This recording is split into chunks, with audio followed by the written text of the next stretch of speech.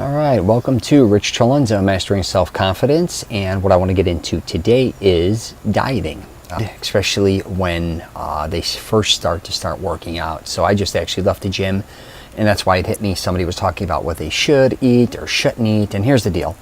Obviously, throughout our country, or the United States, in Canada, we have a lot of Whole Foods. Obviously, we have Trader Joe's. We have all different type of grocery stores within our area, right? And a lot of them do sell the same type of foods, okay? But here's the deal regarding food and how I interpret this as far as diet goes.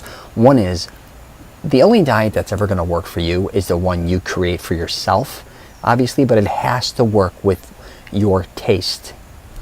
So I was basically born in the nightclub restaurant industry. My father owned a nightclub and a restaurant. My mother ended up being a very well-known cook throughout the Midwest, especially Chicago. She cooked for all the archdioceses. A lot of my family members own some of the most known restaurants in Chicago. My father even ended up retiring and opening a restaurant in Florida as well. Most of my closest friends also owned Italian restaurants throughout the United States. And I was very fortunate to travel throughout the entire United States, every state basically, I think, except for maybe North and South Dakota. I've been to every major city in Canada. Obviously, I've been up and down Italy as well. But here's the deal regarding dieting. You have to, again, find what works best for you. We all grew up in different ethnic backgrounds, and we all ate certain types of food that we grew to love, and it's hard to change that. So for you to say, I'm going to take on the Atkins diet, I'm going to take on the Mediterranean diet, I'm going to take on the South Beach diet, I don't care what diet it is, how long is that truly going to last for you? Probably not that long. Different diets, different eating recipes, all these different things, they have to work for you in the long run. Okay, a lot of people you're going to start changing your eating habits, cooking, ingredients, and all these things, and most likely they are not going to last. And you may get great results on this type of diet. You may lose 10, 20, 30 pounds, which is wonderful.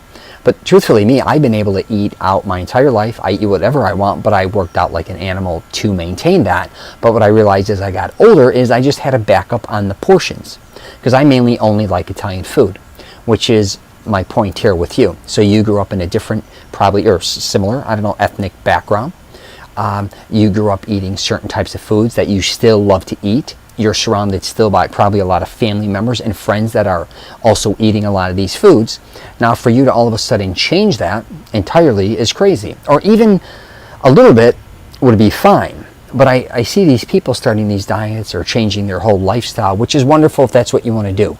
But I look way down the line. All right, I look 5, 10 years down the line, I'm going to probably still be eating Italian food because that's what I love the most. I just had to figure out, how do I eat Italian food that's healthier, and come up with ways, I guess you could say, to eat it also at different times of the day too, which would maybe help, and I wouldn't gain weight doing it. But I've also changed my diet as far as trying to drink more smoothies, obviously, and drink more vegetable drinks and ginger shots and things like that added into my diet.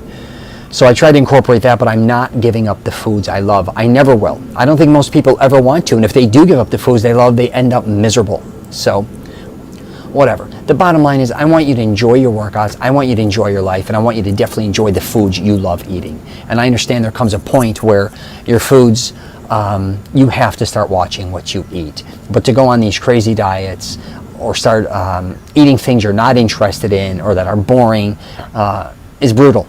And what's the sense of living is my theory, because it all comes down to drinking, eating, and having fun. If I'm not having fun, I'm dying. So, and the biggest part of my life is probably eating, because we are what we eat, basically. And when we're eating, it's just a festival.